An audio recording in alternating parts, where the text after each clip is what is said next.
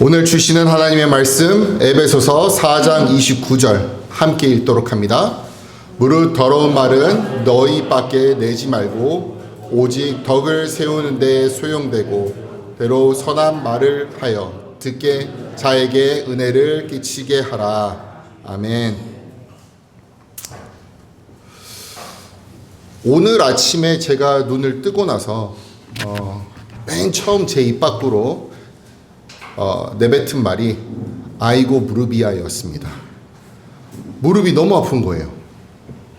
제가 사실은 어제 10km 마라톤을 뛰었습니다. 괌에서 가장 크다고 하는 대회인데 제가 겁도 없이 뛰어보지도 않고 연습도 안 하고 10km를 신청한 거예요. 비를 맞으면서, 또 비는 또 왜 이렇게 많이 오는지, 비를 맞으면서 10km를 뛰는데, 여러분 러너스 하이라는 말 들어보셨습니까? 이게 막 뛰다 보면 약간 구름 위를 뛰는 듯한 느낌을 받을 때가 있어요. 그게 막 오는 거예요. 너무 신기해. 그리고 나서 오늘 아침이 되었는데 무릎이 너무 아픈 거예요. 제 무릎에게 미안하더라고요. 이 큰 몸을 지탱하며 1시간 20분을 뛰었으니 무릎이야. 그랬더니 제 아내가 그럼 그렇게 뛰고 안 아프기를 바랬어요 라고 하시더라고요. 그렇습니다. 우리는 매일 이렇게 사람들과 시시콜콜한 이야기를 하며 소통하면서 지냅니다. 아침에 눈을 뜨면 가족과, 또 직장에 나가면 동료들과, 또 교회에 오면 성도들과 서로 따뜻한 인사를 건네고 대화를 하곤 합니다. 이 모든 순간마다 우리의 입술을 통해 수많은 말이 전달됩니다.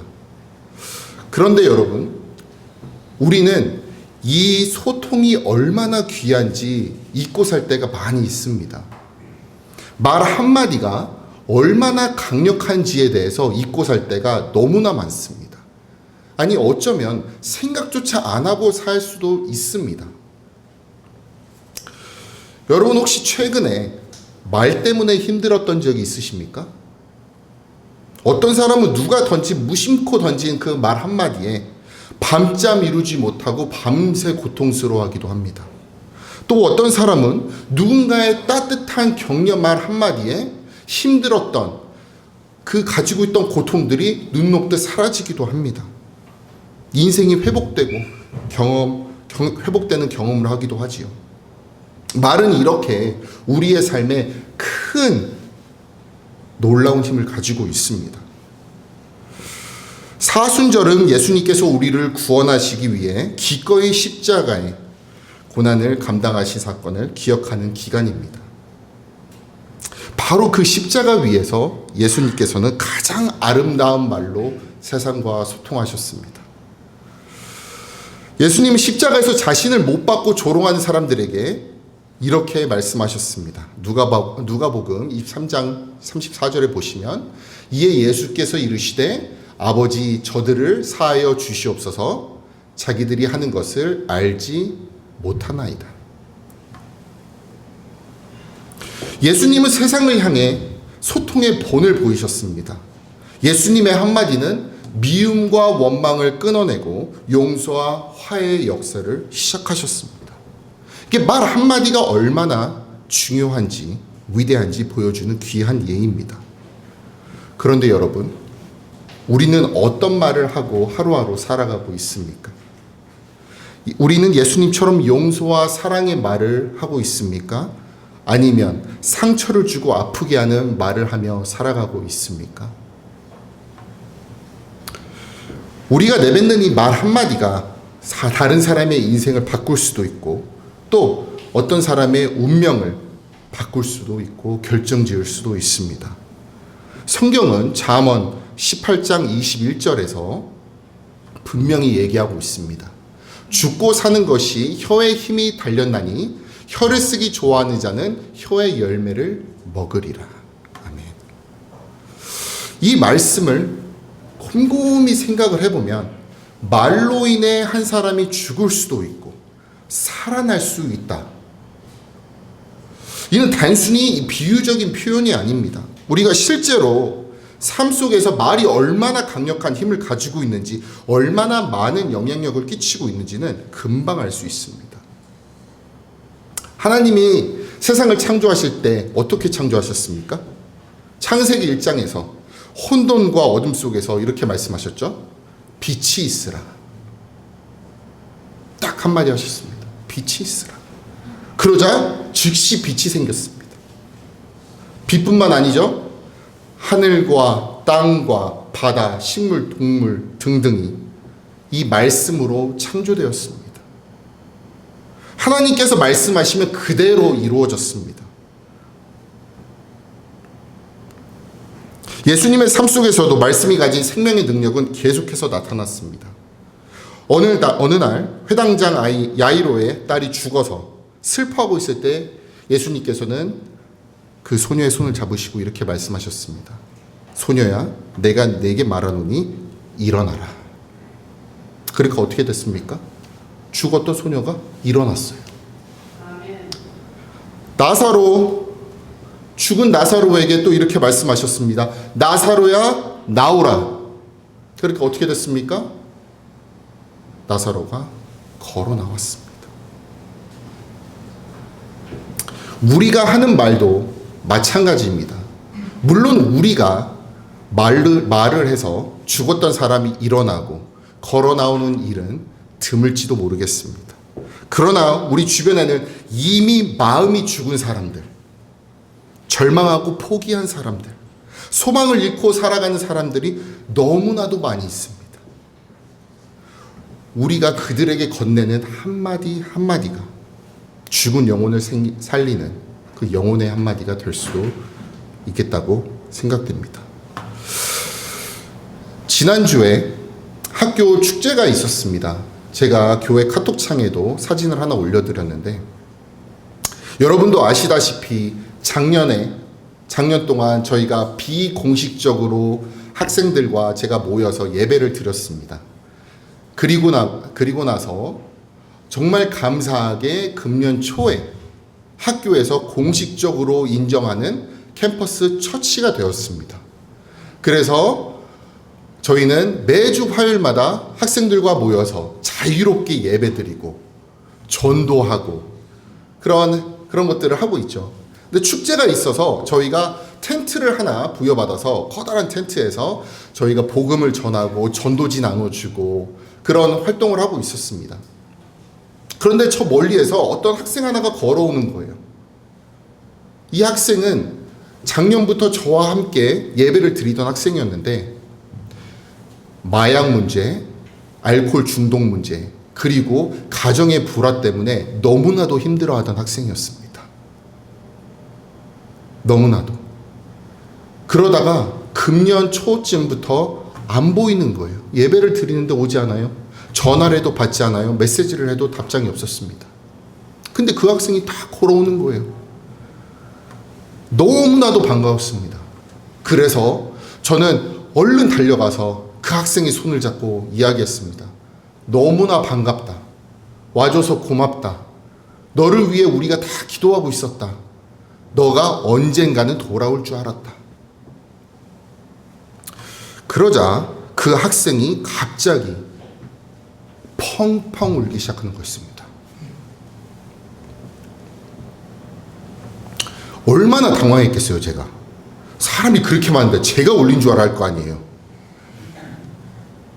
여학생인데. 그랬는데 이 학생이 펑펑 울면서 이렇게 저에게 얘기하는 겁니다. 지금까지 내가 살면서 나에게 너를 기다렸다, 보고 싶었다, 너를 위해 기도했다 라고 했던 사람이 아무도 없었다는 거예요. 아무도 없었다는 거예요. 본인이 마약에 중독되고 술에 중독됐을 때도 부모님조차도 그런 기다림을 보여주지 않았다는 거예요. 그런 따뜻한 말 한마디 했던 적이 없다는 거예요. 그러면서 이야기합니다. 교수님, 너무 힘들었습니다. 지난 몇 달간 정말 너무너무 힘들었습니다. 그런데 이제 다시 하나님 믿고 잘해보겠습니다. 우리는 말로 바로 이렇게 한 사람의 인생을 바꾸고 다시 살릴 수 있는 힘이 있습니다. 제가 의도해서가 아니라 저는 그냥 제 마음을 전달한 건데 이러한 변화를 느낄 수 있었습니다.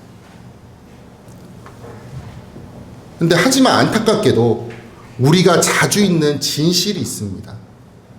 그것은 바로 맞는 말이라도 사랑이 없으면 오히려 독이 된다는 것입니다.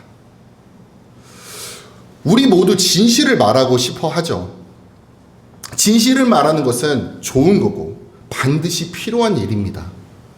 그런데 종종 우리는 내가 옳은 말을 했는데 뭐가 문제냐라고 얘기할 때가 있습니다. 어떤 분들은 난 없는 말은 못해. 나는 있는 그대로밖에 말을 못해. 라고 이야기하며 그게 세상 쿨한 거라고 생각해요. 사실 우리의 삶을 돌아보면 관계가 깨지고 상처가 생기는 이유 중 많은 부분이 이 맞는 말 때문입니다. 바로 맞는 말을 사랑 없이 할 때입니다.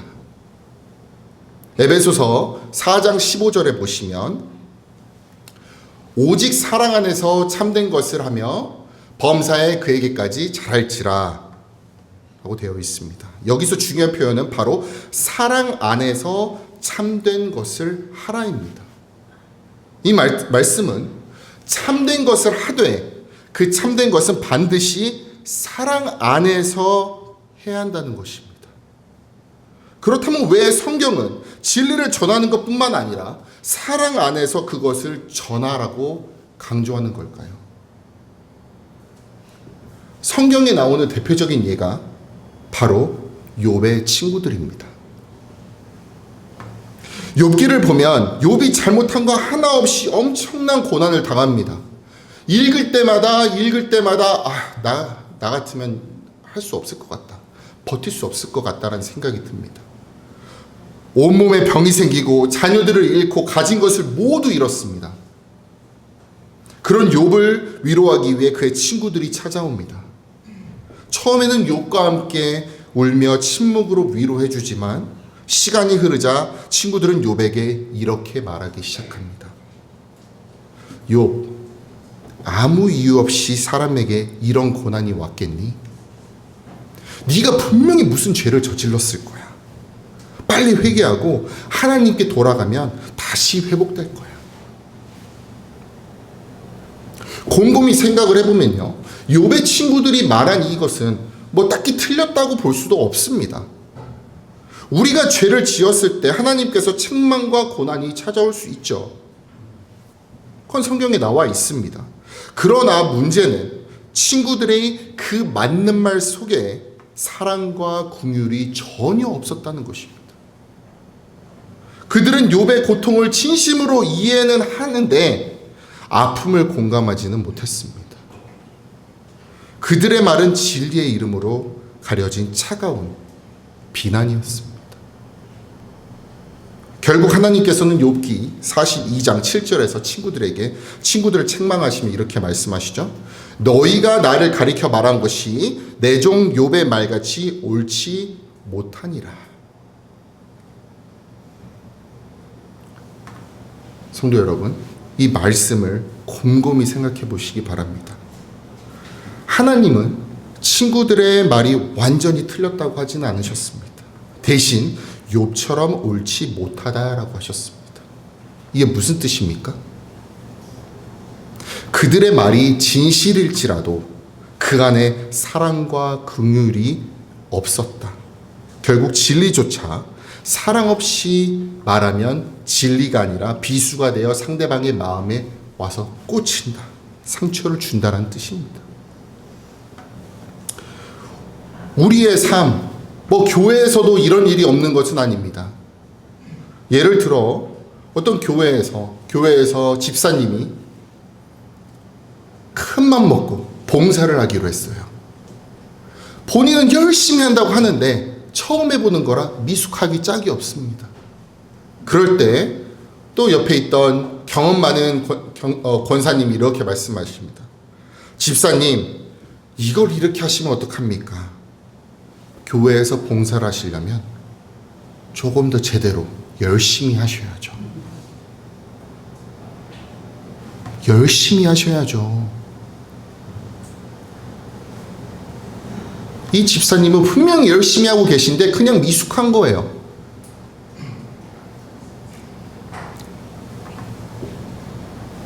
열심히 해야죠. 이 말에는 틀린 게 없습니다. 하지만 배려하는 마음이 빠져 있었고 결국 이 집사님은 그 말 한마디로 인해 마음에 큰 상처를 받고 더 이상 봉사를 계속할 수 없었습니다. 여러분, 맞는 말을 사랑 없이 할 때 이렇게 독이 됩니다. 우리가 맞는 말, 거짓이 없는 말이라고 해서 아무렇게나 뱉으면 안 되는 게 바로 이런 점입니다. 하루에도 얼마나 많은 옳은 말을 우리는 뱉어내고 있습니까? 우리는 그리스도인이기 때문에 거짓말은 하지 않습니다. 옳은 말만 해요. 이 옳은 말이 다른 사람들에게는 상처가 될 수 있다는 거, 사랑 없이는 상처가 될 수 있다는 거 생각해 봐야 됩니다.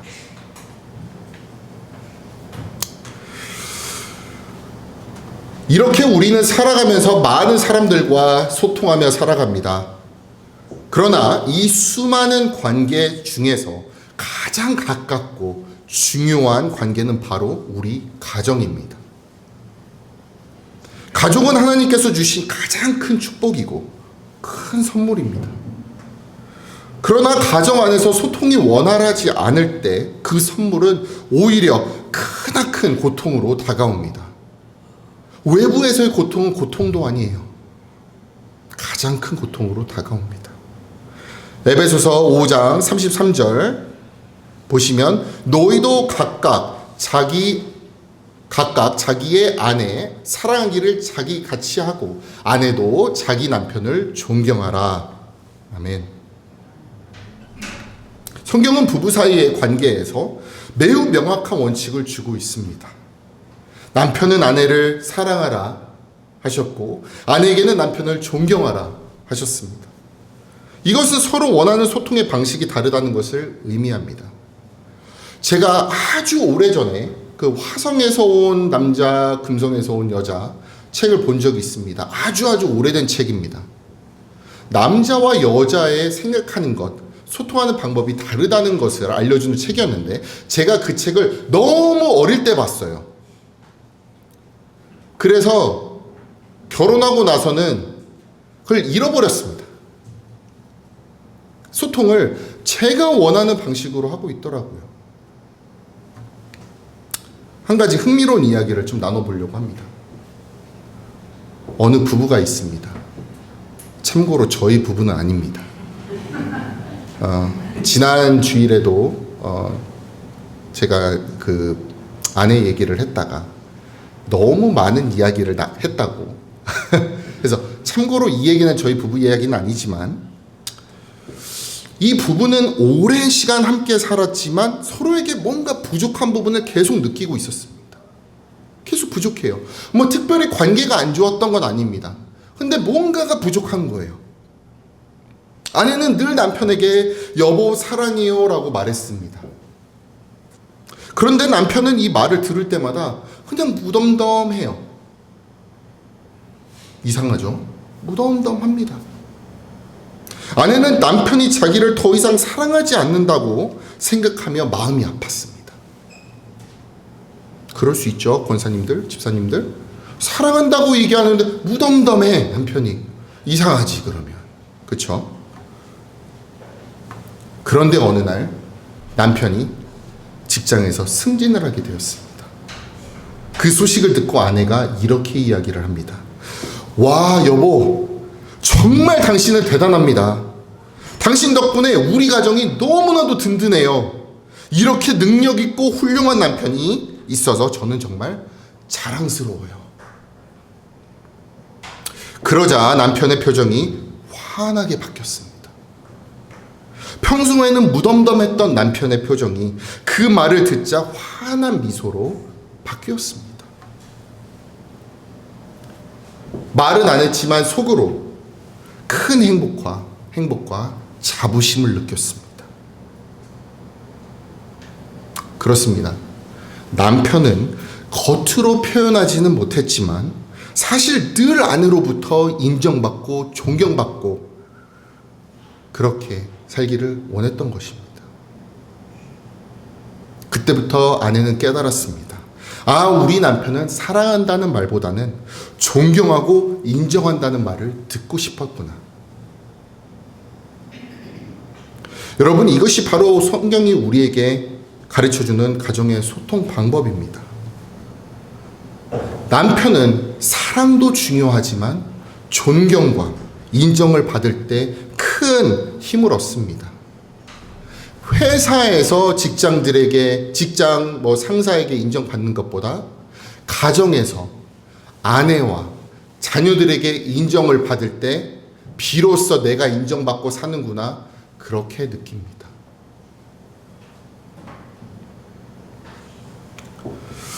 반면에 아내는 남편으로부터 사랑과 따뜻한 배려의 말을 들을 때 큰 위로와 행복을 느낀다고 합니다.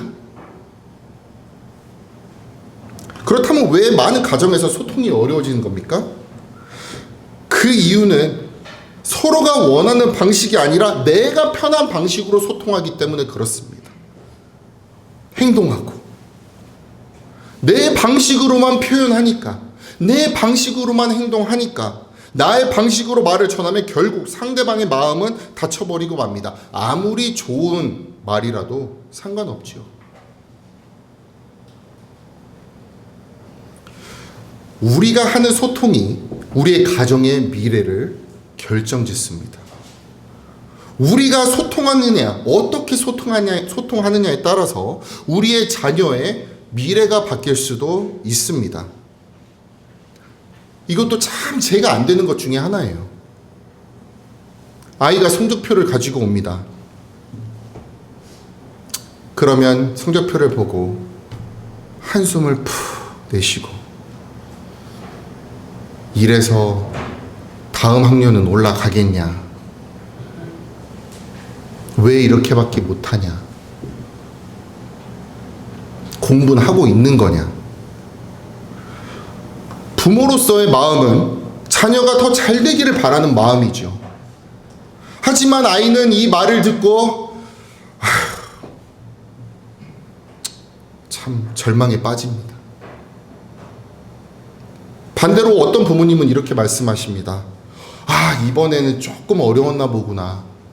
그래도 지난번엔 59점이었는데 이번엔 60점이니 다음엔 61점을 맞도록 하자.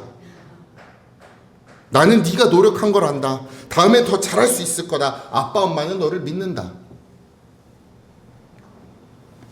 아이는 용기를 얻고 앞으로 좀 더 잘해보겠다는 그런 마음이 듭니다. 여러분은 가정에서 어떠한 말을 하고 계십니까? 우리의 가정은 하나님이 우리에게 맡기신 작은 교회지요. 우리의 가정에서 우리의 소통하는 방식이 하나님께서 원하는 방식이어야 됩니다. 하나님은 우리의 가정이 서로 사랑하고 격려하고 위로하는 말로 넘쳐나기를 원하시고 계십니다. 믿으십니까?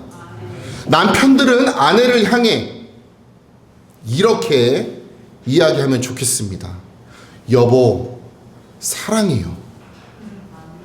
내 인생에 당신 같은 사람이 있어서 너무나도 행복합니다. 아내들은 남편을 향해 이렇게 이야기하면 좋겠습니다. 여보, 정말 존경합니다. 당신 덕분에 우리 가정이 든든하고 참 좋습니다. 그리고 부모님들은 자녀에게 이렇게 말합니다. 너는 하나님께서 우리에게 주신 가장 큰 선물이야. 너를 사랑하고 너를 믿는다. 이렇게 우리가 서로에게 진심 어린 소통을 할 때 하나님께서 우리 가정에게 놀라운 회복과 은혜를 주실 것을 믿습니다. 정리하도록 하겠습니다. 지금까지 우리는 말이 얼마나 중요한지, 그리고 우리의 말이 어떻게 생명을 살릴 수 있고 또 누군가를 깊이 상하게 할 수 있는지에 대해서 나누었습니다. 그런데 아마도 여러분 중에는 마음속으로 이렇게 생각하는 분이 있을지도 모르겠습니다. 저는 어릴 때부터 따뜻한 말이나 칭찬 같은 것을 듣고 자라지 않았습니다. 그래서 솔직히 다른 사람에게 그런 말을 하는 것이 너무나도 어색합니다. 어떻게 하면 저도 따뜻한 말을 할 수 있을까요? 맞습니다. 내가 들어본 적이 없으면 그런 말을 선뜻 하는 게 어렵습니다. 그런 분들은 처음부터 들어본 적이 없는 거예요. 우리의 언어 습관은 대부분 성장하면서 부모님이나 주변 사람들에게 자연스럽게 습득되는 것이기 때문에 우리도 모르게 그런 경험이 없는 분들은 거친 말, 냉정한 말, 정죄하는 말들이 튀어나오곤 합니다. 하지만 우리 성경은 우리에게 놀라운 희망을 주고 있죠. 좋은 말, 생명을 주는 언어는 누구나 새롭게 배울 수 있다. 골로새서 3장 16절에 보시면 그리스도의 말씀이 너희 속에 풍성히 거하여 모든 지혜로 피차 가르치며 권면하고 시와 찬송과 신령한 노래를 부르며 감사하는 마음으로 하나님을 찬양하고. 아멘. 성경은 우리에게 그리스도의 말씀이 풍성히 거할 때 우리의 언어가 변화되고 좋아진다고 가르칩니다. 좋은 언어를 배우는 가장 확실한 방법은 예수님의 말씀을 가까이 하고 사는 것입니다. 성령께서 우리의 말씀을 다스리시면 우리의 입술의 말도 자연스럽게 변화될 수밖에 없습니다. 예수님은 그 생애 동안에 많은 종류의 사람들을 만났습니다. 죄인들, 세리들, 창녀들, 심지어 병에 든 자들, 손가락질 받는 자들. 그런데 예수님은 그런 사람들에게 어떻게 말씀하셨습니까? 우리가 삭개오를 보면 삭개오는 세리장이었습니다. 사람들에게 손가락질 받았습니다. 예수님은 나무 위에 있던 삭개오를 향해 이렇게 말씀하셨습니다. 삭개오야, 속히 내려오라. 내가 오늘 내 집에 유의해야겠다. 삭개오를 예수님은 책망하지 않으셨습니다.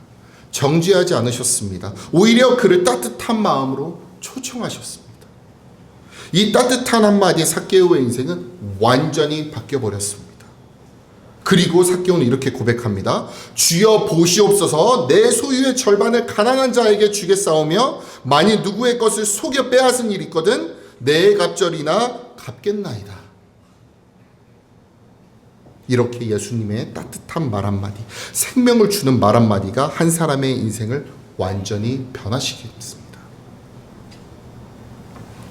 우리는 예수님처럼 말하는 법을 배울 수 있습니다. 어쩌면 우리는 그런 말을 어릴 때 배우지 못했을 수도 있습니다. 하지만 이제부터라도 그리스도의 말씀을 통해 새로운 언어, 생명의 언어를 배우기 시작하면 됩니다. 우리의 언어가 변화되면 우리의 가정이 변화되고 우리의 자녀들도 변화되며 결국 우리 주변의 많은 사람들이 우리를 통해 변화될 것을 믿습니다. 좋은 언어는 배울 수 있고 그 배운 언어로 다른 사람을 살리고 변화시킬 수 있습니다. 그러므로 우리는 성경을 가까이 해야 하고 우리의 마음을 예수님의 사랑으로 가득 채우는 그러한 노력을 하셔야 합니다. 그러면 우리의 입술이 자연스럽게 변화될 것입니다. 2절부터라도 우리의 입술이 예수님과 같은 입술이 되기를 소망합니다. 우리의 가정과 교회와 이웃을 향한 따뜻한 말, 사랑의 말, 격려의 말을 전하는 성도가 되시기를 주님의 이름으로 간절히 축복합니다.